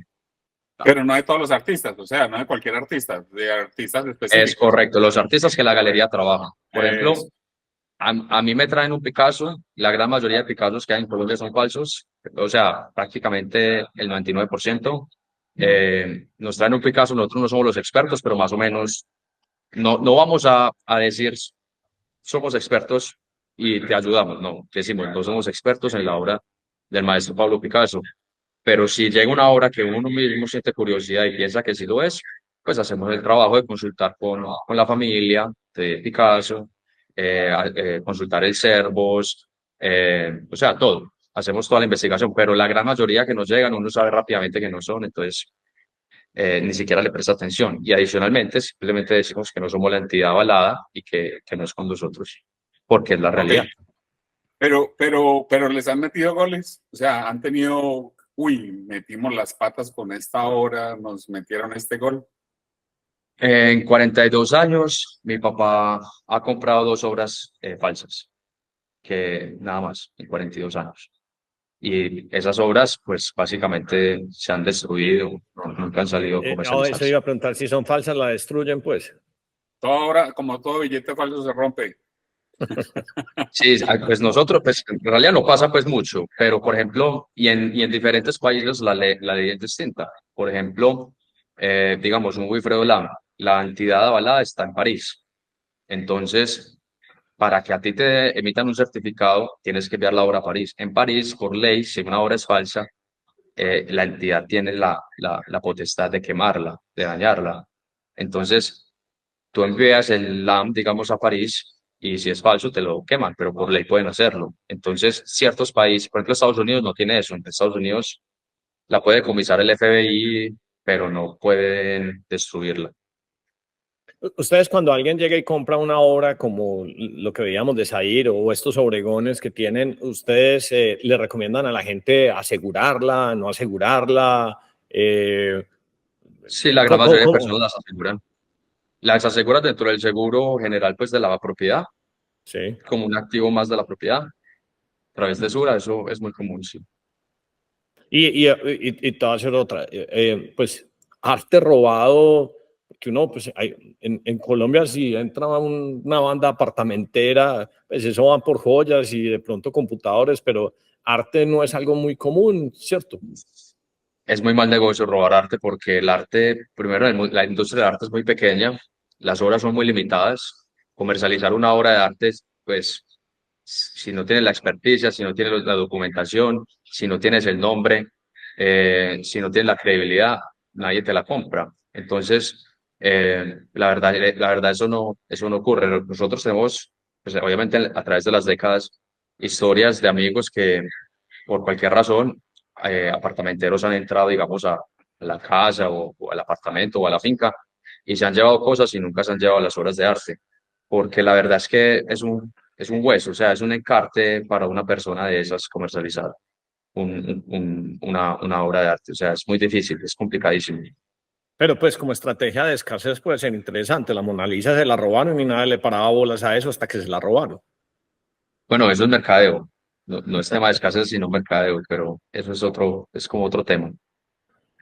Y en este momento, pues ustedes dicen que trabajan casi siempre con 30 artistas. ¿Hay alguno nuevo, emergente? Es como el alfa que nosotros compartimos. Decimos, hombre, estamos pensando en comprar y hacer experimentos. ¿Ustedes tienen algún nuevo artista, candidato que digan, hombre, este sería una berraquera, considerarlo, lo vamos a subir a la galería, o le están, digamos, que promocionando o abriendo las puertas? O sea, ¿cuál es el alfa en el mundo del arte que Federico y Miguel quisieran, por ejemplo, compartir con nosotros? ¿A qué le tenemos que prestar atención? Bueno, primero que todo, nosotros cuando creemos que un artista tiene ese potencial, nosotros mismos, o sea, lo estamos diciendo no por mera opinión, sino porque nosotros mismos creemos tanto que estamos ahí invertidos y apoyando incluso la carrera. Entonces, por ejemplo, dos ejemplos. Hay un artista del cual realizaremos una exposición este año en abril-mayo, que se llama Ariel Cabrera. Ariel Cabrera no es un artista, o sea, ya está por los lados de 30.000, 40.000, pero es un artista que tiene mucho potencial. Él está en la colección de Ferrari, de Ferretti Jazz, está en la colección, una de las colecciones más importantes en Italia, que se llama la colección Maramotti, que es la única que compite con la Fundación Prada. La colección Maramotti, la colección del dueño del diseñador Max Mara, está en esa colección. Está en la colección de Beth Rurin de Woody, que es una judía billonaria, que tiene una colección que se llama The Bunker en West Palm Beach, que tiene más de 10.000 obras. Está en esa colección. Ella hace parte del Board of Directors del Whitney Museum, y entonces ya del Whitney Museum han estado visitando a Ariel para posiblemente adquirir obra. Pero el punto es que él está entrando en colecciones muy importantes. Está en la colección de Jorge Pérez, tanto personal como del Museo Pérez Museum, pero tienen decenas, pues tienen muchas obras de él.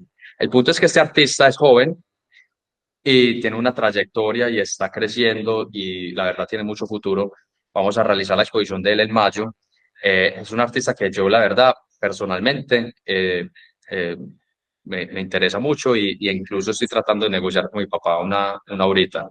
Eh, Otro artista que viene haciendo un trabajo Perdóname, muy bien es Miguel, y tenés para mostrar, porque es que bacano mencionarlo, pero que de pronto bueno, sí. Miguel o Fede de pronto nos Ayúdenos, muestre, sí.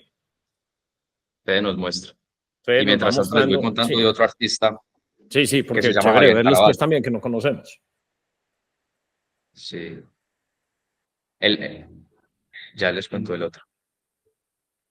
Dale, tranquilo, sigue, sigue. Bueno, el otro artista se llama Javier Caraballo. Javier Caraballo es de Barranquilla. Hace 6, 7 años los cuadros de Javier Caraballo estaban por los lados de 3 a 9 millones de pesos, dependiendo del formato. La galería firmó un contrato de exclusividad con él en el 2021. Empezamos a dar una mensualidad y a comprar toda su obra. Empezamos a llevarlos a ferias internacionales. Cerramos una exposición de él en Singapur. Ahorita se está cerrando una, pues, en Sama de Comunicaciones para hacer una exposición en San Salvador de él, una exposición en Panamá, una exposición en Hong Kong y para llevarlo a una feria en India. Y bueno, a raíz de eso y de todo lo que ha venido pasando, la exposición aquí en la galería, la demanda ha subido, los precios también han subido, se ha dolarizado porque ha sido demandado en diferentes mercados y esas obras de Javier Caravaggio hoy están por los lados de 10.000 a 18.000 dólares dependiendo del formato. Y hace 5 años estaban por los lados de 3 a 9 millones. Entonces, y la verdad es que tiene potencial de crecimiento, mucho potencial porque está siendo demandado en diferentes mercados en Asia bueno, y aquí en Latinoamérica. Entonces, básicamente eso es lo que uno busca.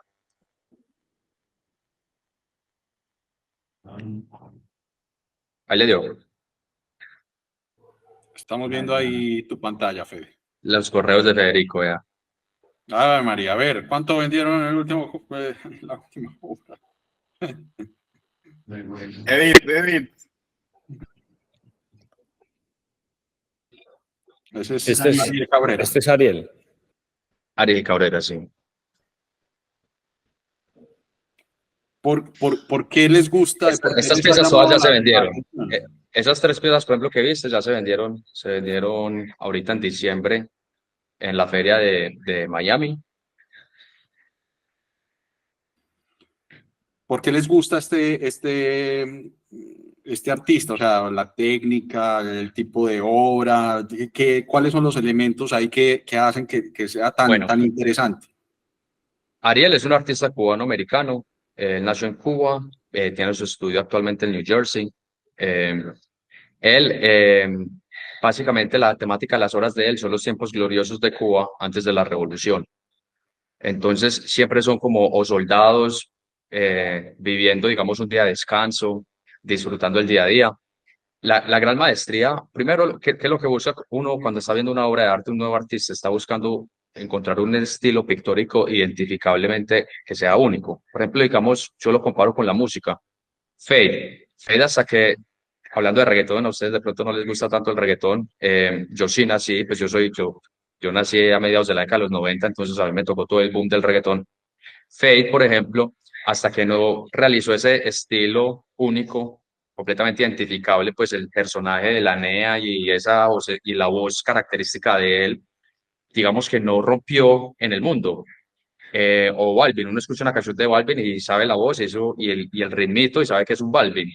Entonces, aunque hay personas que enseñan música que pueden cantar quizás vocalmente mejor que Balvin o Fade, ellos crearon un estilo identificable, un sonido que gusta, y aparte por virtud o fortuna o otros, digamos, factores, lograron crear éxito.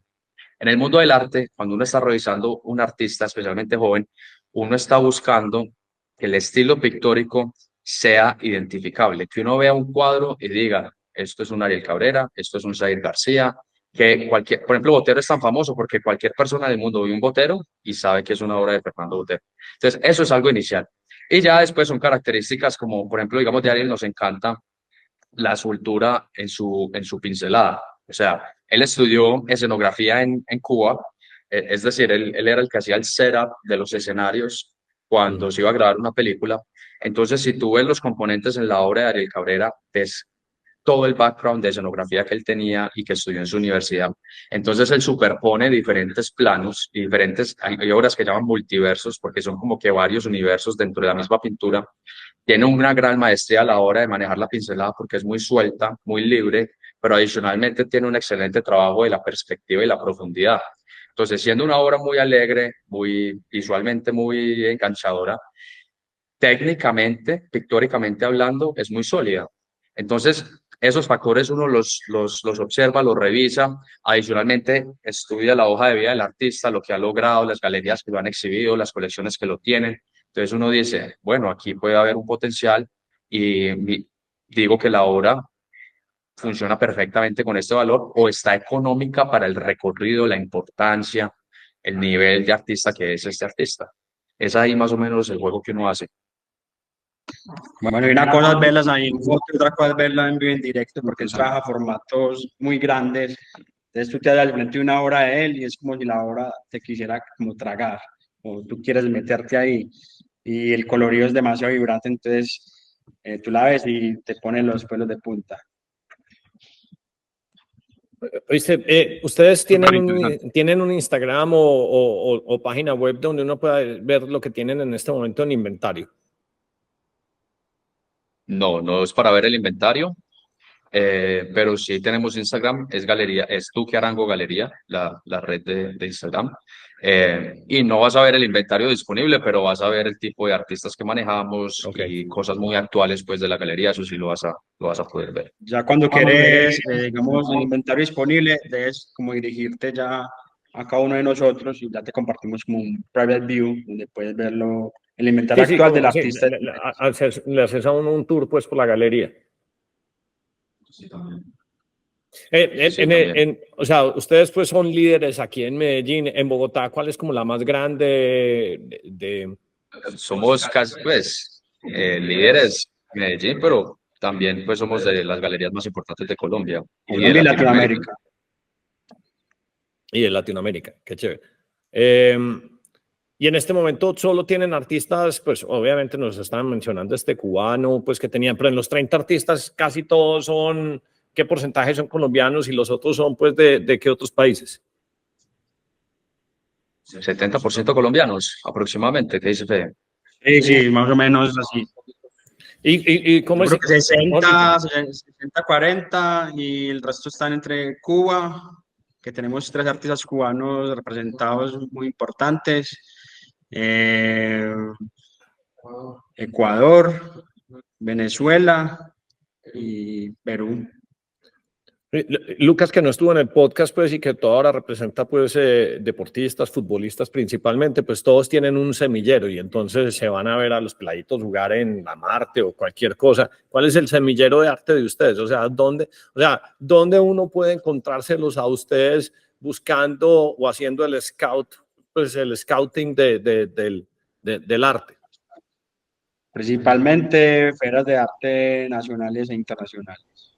Creo que es como la minita donde O encontramos los ustedes, artistas que nos...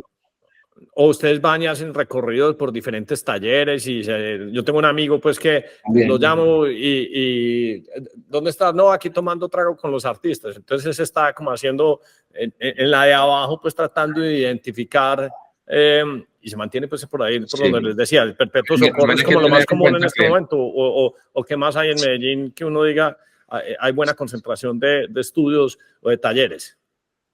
sí, exacto, esa es, visitar talleres, visitar muchas veces los museos, también hacen propuestas con artistas emergentes, que a veces vale la pena ir a visitarlas, pero también hay que tener en cuenta que la galería, pues el enfoque de la galería no es arte emergente. Nosotros, pues generalmente, este es como un punto final, digamos, para un artista, o muy intermedio avanzado, cuando ya la galería, digamos, empieza a trabajar con ellos, porque son artistas que ya llevan probablemente décadas de carrera. Entonces, aunque nosotros sí estamos constantemente empapándonos de las nuevas propuestas, de los nuevos artistas que vienen, muchas veces debemos dejar que ese artista germine, crezca, evolucione, para luego posteriormente quizás nosotros llegar y hacer una propuesta. Por ejemplo, digamos en el caso de Javier, que es el artista de Barranquilla, y nosotros conocemos su obra desde hace aproximadamente, pues hace más de 10 años, pero empezamos a trabajar con él únicamente hace 3 años, porque le faltaba evolucionar un poco para poder empezar a trabajar, digamos, sentíamos nosotros de lleno con nuestra firma, con nuestra galería. Entonces, ese es como el tema, pero sí, Tiene, museos, tiene, ferias de arte y también tiene, directamente los O estudios de sea, los un artistas. poquito más tiene que estar más curado. Aquí el gordo no puede llegar y decir, ve, yo quiero ser artista, ayúdame con los de Duque Arango, que quiero publicar mi obra. Y pues si es mayor de 50, entonces ya le va a entrar Clasifica. el Ya factor de está más que escasez. curado. Es más difícil, sí, hay que pedalear un poquito más. Pero normalmente ustedes, ¿alguna vez un artista nuevo les ha hecho el ejercicio individual de tocarle la puerta o entrarle a ustedes? Pues es como entrar pues a Columbia Records, Sony Music, o es muy berraco. No, sí tocan y como te digo, nuevamente recibimos correos, propuestas, probablemente todas las semanas, incluso en algunos casos también han llegado los artistas directamente a mostrar las obras, digamos, a proponerlas, pero tampoco esa es como la forma, porque las obras de arte deben tener una dignidad y deben, digamos que el mundo del arte, digamos, un artista debe tener suficiente respeto y digamos, amor por su obra y debe poner su obra a la altura que esta obra lo merece. Entonces, el artista verdadero que digamos, que es para la galería, no es un artista que debe estar como demandando o buscando, digamos, obras, la comercialización de sus obras. Probablemente van a ser artistas que ya les está yendo bien, que ya encontraron ese estilo pictórico identificable, que han hecho cosas buenas, que otras galerías los han exhibido, que han entrado a colecciones importantes. Y ya ese tipo de artistas somos nosotros los que les tenemos que hacer una propuesta verdaderamente, digamos, jugosa para que decidan trabajar con nosotros, porque llevan un recorrido ya importante y han tenido éxito. Entonces, el tema con las obras de arte, unas obras de arte deben ser tratadas con mucha categoría, con mucho profesionalismo, no simplemente ofrecerse por ofrecerse, porque eso pierde, digamos, el atractivo. Cuando tú tienes algo verdaderamente, digamos, un Botero no lo tiene cualquiera, un Ferrari no lo tiene cualquiera, un activo, una finca, digamos, importante, llano grande, hermosa, no la tiene cualquiera, entonces tú no quieres mostrarla demasiado, tú debes ser prudente con ese activo y debes mostrarlo de una manera, digamos, de la categoría que lo merece. Bueno, mi última pregunta ya que tiene que ver con tecnología, Darío, ya para que vayamos cerrando, habíamos mencionado lo de Masterworks, que es básicamente la posibilidad de vender arte fraccionado. ¿Alguna de las obras de ustedes han considerado o la han fraccionado o ustedes creen que eso es muy complejo y es un negocio muy difícil? Y para explicar un poquito, pues, qué es Masterworks, es básicamente, no sé, ellos tienen 2 Obregones por detrás y entonces Masterworks lo que dice, usted quiere ser dueño, no sé, eso puede valer 500, 300 mil dólares, 1 millón, no tengo ni idea, pero uno podría ser, si cree en la obra, uno podría ser dueño de un 5% de esa obra, te entregan el certificado, lo haces por internet. ¿Ustedes alguna vez han participado en el negocio o han invertido ustedes en fracciones de arte o han fraccionado obras de algún artista de ustedes? No, nosotros nunca hemos comercializado el Masterworks, conozco la plataforma, nosotros nunca, pues personalmente no lo hemos hecho, no nos interesa, preferimos comercializar la pieza directamente, tampoco vendemos pues porcentajes de un cuadro o de una escultura. Internamente, digamos, pues le pedimos a mi padre, ¿me dejas invertir en ese cuadro que vamos a comprar? Internamente, pero no a externos, porque nosotros no tenemos inversión externa, no trabajamos con inversionistas, todo es directamente con los medios, pues cuando adquirimos obras de arte, ya sean en consignación o si las estamos comprando, es directamente nosotros. Nosotros somos de pronto más tradicionales en ese sentido y tratamos de llegarle directamente al cliente final. Eso está muy bien. Sí, porque Darío, ya hacer una obra fraccionada ya requiere tecnología y un equipo más robusto, digamos, que esté pendiente de esas cosas. Y no es de nuestro interés todavía, pues, como fraccionar obras para ofrecer al público, algo así. pero si uno tuviera, pues, ahorita, pues, con pues, Botero y pues, si ustedes tuvieran una obra muy Él está hablando de la significativa de aplicación, él está pronto. hablando de Masterworks. Él Sí, está hablando de sí, Masterworks si tuvieran una obra específicamente, donde muy uno podría significativa, entrar, llevar la obra y ellos sí, claro. personalizan y se encargan de todo el tema tecnológico. Pero no, la verdad es que nuevamente te digo, cuando tú estás en poder de una buena obra de arte, estás en poder de muchas cosas. Y esa obra de arte me va a permitir, o al menos creo yo, llegarle a una persona que quizás no conozco, que es una obra verdaderamente especial.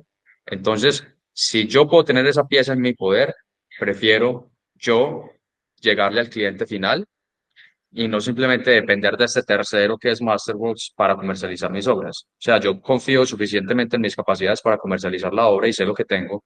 Entonces, prefiero que esa obra que es especial me permita llegar a ese coleccionista importante en donde se encuentre, en donde sea que se encuentre, en cualquier parte del mundo que se encuentre, para ganarme, digamos, un nuevo cliente.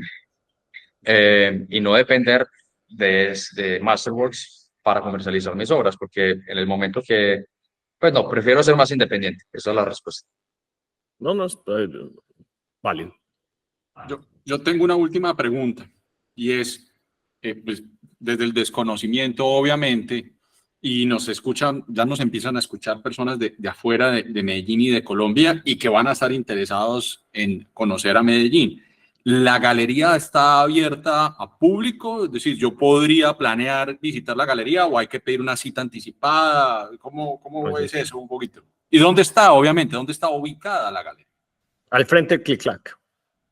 Bueno, Eso es no se el barrio del requiere. Poblado, para la gente que no conoce, el barrio del Poblado, ¿en qué dirección exactamente? Bueno, primero que todo tenemos dos ubicaciones, tenemos dos locaciones. Aquí donde estamos actualmente, que es Galería Duque Arango, que es la sede más antigua. Estamos en la carrera 37 con la 10A, al frente del Hotel Click Clack. Y la segunda locación, que es Duque Arango Contemporáneo, estamos, que es un poco más visible, que queda en la carrera 34 con calle 10 en toda la esquina. Seguramente la gente nos conoce más por ese punto. No se necesita, están abiertas al público, no se necesita reserva previa, pero si alguien quiere visitarla y que nosotros estemos más, digamos, más pendientes y hacerles un tour, sería bueno pues que nos avisaran con anticipación, lo pueden hacer por medio de las redes sociales y no, súper bienvenidos. Gordo, y usted que siempre tiene la obras muy chéveres. Sí. No, yo no sé si se había preguntado algo, pero han hecho inversiones en esas nuevas obras digitales, en esa, por ejemplo, que se vendió hace como 2 o 3 años en no sé cuántos millones de dólares y eso. ¿Tienen como pensado montarse en ese tema también? Beeple, ¿cómo es que se llama Beeple? Ese, sí, En esos NFTs y todo ese tema. La verdad, nosotros pues en el 2021 y 2022, durante esos 2 años específicamente, estuvimos investigando mucho la industria de los NFTs. Yo creo mucho en la tecnología, en ese tipo de tecnología, siento que va a ser parte del futuro, pero simplemente había demasiada especulación, habían artistas, la gran mayoría, el 99.9% carecían de oficio y de talento, porque los artistas digitales básicamente son los verdaderos desarrolladores, digamos, de software, perdón, no desarrolladores de software, pero que utilizan el software como desarrolladores visuales. Esos son los que se convirtieron verdaderamente en artistas digitales, porque tienen el oficio, porque tienen el trabajo, conocen las herramientas y venían haciéndolo por décadas. Pero entraron a la industria un montón de personas, digamos, novatas, que simplemente quisieron montarse en la ola.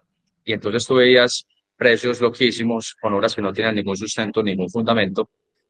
Entonces, durante 2 años estuvimos investigando, pero nunca fuimos capaces de verdaderamente darle digamos, disparar y empezar a adquirir obras digitales o incluso a llevar a nuestros artistas a que produjeran obras digitales. Posiblemente en el futuro sí incursionaremos, pero va a ser, digamos, nos moveremos un poco más con pasos más lentos, porque si bien la industria tiene muchas posibilidades, también es una forma compleja y también, si no se hace de la mejor manera, puede causarle daño a la carrera del artista. Eso que está diciendo Miguel tiene toda la razón. La tecnología, una de las cosas que permite es que aumenta pues el potencial de distribución y entonces al aumentar la distribución pues simplemente hay mucho más ruido. Aquí básicamente lo que les estoy mostrando es esta plataforma que se llama Drip House y esto me llegan cosas gratis todos los días porque alguien se inventó un formato donde uno puede comprimir los NFTs, eso se llama CNFTs. Y entonces hay una gente que está haciendo unas cosas interesantes. Aquí estoy tratando pues de poder entrar aquí como para mostrarles. Y hay unos que me han dado como mucha curiosidad. Entonces voy a mostrar cosas que me han mandado a mí. Entonces aquí voy a mirar. Netamente artístico, Hernán. Sí, esto es una plataforma simplemente para distribuir artes. Espérate que tengo que sacar esto aquí donde... Si le hago clic a este jueguito, pues entonces me dicen cuál es el tipo de obra. Y te digo que tengo por lo menos 500 vainas de estas regaladas. ¿Será que es que no me deja ver? Porque, bueno, tengo que hacer claim aquí esto. Pero les quiero mostrar uno porque empieza a ver uno cosas que son como muy singulares digamos que de todo este cuento. Bueno, aquí tengo mi Vault. Y vamos a mostrar... a ver si es por aquí. Estas de aquí, de este Amet, a mí me han parecido bacanas. Tiene un montón como de...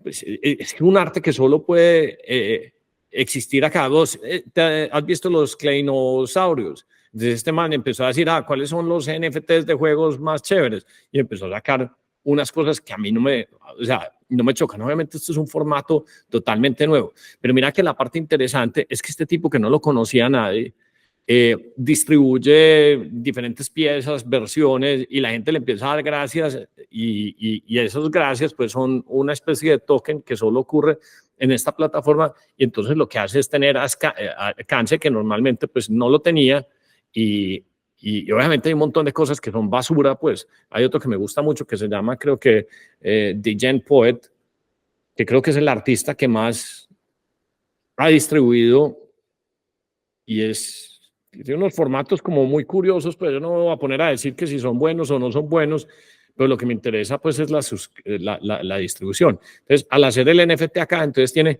120,000 suscriptores que ya lo siguen y que lo están conociendo. Entonces, pues simplemente se las quería mostrar ahí, pues como que experimentaran. Y es un termómetro interesante para ver si el artista pues va teniendo escalabilidad, interés, pues posicionamiento. Eso es un termómetro muy bueno. Y es Darío, pues yo sé que hay veces uno le muestran todas estas cosas y dice, no, pero ¿qué tipo de ejercicio mental me están presentando acá? Pero lo hemos visto con los airdrops. Yo creo que no hay un mecanismo de marketing más eficiente que los airdrops para dar a conocer un nuevo producto. Y uno casi que regalando tokens del orden de 50 a 100 millones de dólares, en teoría, en valor, entonces ganas adeptos y usuarios, y nosotros lo explicábamos en el episodio de predicciones del 2024, donde el gordo hacía la pregunta cómo funciona eso, pero entonces mira el impacto que puede tener. Entonces, por ejemplo, Zair podría llegar y decir, entonces yo soy mayor que Zair, entonces si yo sé usar esto, entonces porque Zair no es capaz de utilizarlo. Entonces podría sacarse unos 4 o 5 obras y llegarle a una base de gente pues que no la conoce, y ahí vuelvo y te digo, es que se han destruido millones de obras. Si uno llegaría a decir, así los originales están, Duque Arango, venga y los conozca, entonces empezar a tener visibilidad en Dubái, en Singapur, en donde esté toda esta gente concentrada. Entonces siempre me gusta pues como esa mezcla y esa conexión pues como de dos mundos. Ya un mundo de la galería donde tenemos obras importantes, física, 30 artistas, donde tenemos Obregones, Boteros, Zair, nuevos, Guayasamín también lo mencionaron, donde tenés unas cosas muy chéveres, pero que uno puede empezar a hacer como el matrimonio. Además, pues lo otro que es bien importante es que tienen pues 5 segunda generación, todos trabajando en el negocio, pues que mira cómo debe ser de chévere el negocio, que hasta la segunda generación están todos involucrados ahí. Entonces, me parece súper. Yo tenía otra. Estás en mute. Te muteaste, güey. Te decía que es una industria muy interesante y es, digamos, un tipo de arte completamente, digamos, novedoso. Yo creo que el futuro se va a ver más como un merge, una unión del arte tradicional, de pronto abalanzándose un poquito al arte digital y uniendo las dos vértices, y tanto los artistas digitales posiblemente también aventurándose al arte más tradicional y uniendo esas dos. Creo yo que así se va a ver un poco más el futuro y se van a empezar a utilizar todos estos temas de NFTs como para la implementación de certificados, de reventa. O sea, la tecnología como tal, sí, probablemente en un futuro se va a empezar a involucrar, va a ser involucrada en la industria del arte pues tradicional. Pero sí, la verdad es que tiene mucho potencial. Y de todo lo que mencionaste, la idea que más me gustó fue la de distrito artístico, porque yo creo que ahí es donde está nuestro verdadero potencial. Pues en eso vuelvo y digo que soy contraintuitivo a lo que la gente dice, pues que Silicon Valley. No, yo creo que la minita de oro de nosotros está en todo este mundo artístico. Yo tenía otra preguntita. Viendo todos estos movimientos de ecologistas que están dañando obras de arte o andan por museos, ¿ustedes qué piensan de eso? O sea, ¿por qué? No, eso es porque a ver, pues número uno, ellos no dañan las obras porque básicamente atacan las obras que están protegidas. Entonces, por ejemplo, cuando atacan a la Mona Lisa tiene un vidrio blindado donde no permite que le pase nada. O estas obras de Monet, ellas tienen vidrio. Entonces, le tiran pintura, pero pues tienen un vidrio. Entonces, en realidad la obra no es que haya sufrido. Pero como son obras, primero costosas y aparte son tan famosas, básicamente lo que ellos quieren es exposure o mostrarse a ellos mismos. Pues yo los repelo eso profundamente, enerva en la sangre cada vez que veo un video de esos. Últimamente, aunque se sigue haciendo, las personas pues cada vez son menos, digamos, la visibilidad o el exposure que se le está dando a esas noticias. Pues yo no comparto eso de ninguna manera. Me parece que son personas, bueno, que si bien pueden tener motivos, aunque llámenlos positivos o la ideología detrás de por qué lo hacen puede ser válida, creo que el medio o la forma que lo están haciendo es algo muy, pues, retrógrado, o sea, es primario. Ok. Hombre, no, muy bien, hombre. Miguel, Federico, muchas gracias. Aprendimos mucho. Estuvo Aprendimos muy mucho. chévere. Muy chévere este episodio, Hernán. Creo que valió mucho la pena que hubiera salido ahí a caminar. Duque Arango Galería es el Instagram, o igual ahorita ustedes nos pasan por las redes sociales por el interno. Para que lo Estamos dejemos. en Instagram, en TikTok, como dos principales redes que más actualizamos y más contenido tienen. Estamos como Duque Arango Galería. Buenísimo. No, listo, muchachos. Felicitaciones. Bueno, Muchas Hernán, gracias. a todos ustedes, muchas gracias por el tiempo. Darío, Gordo, muchas gracias. Súper, súper. Aprendimos mucho hoy. Muchas gracias. Bueno, un paréntesis ya que aquí acabemos si tienen la grabación. Yo quería Ya, pedirles un ya, favor. ya,